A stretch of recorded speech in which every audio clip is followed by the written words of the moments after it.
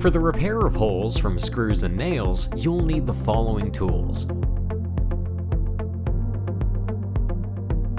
First, remove the screw or the nail from the alkus panel. Drill out the holes using a spiral drill bit. The welding wire has to be sharpened and cut to size.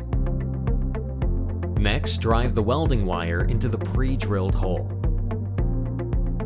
Trim the excess material to the level of the panel using a chisel.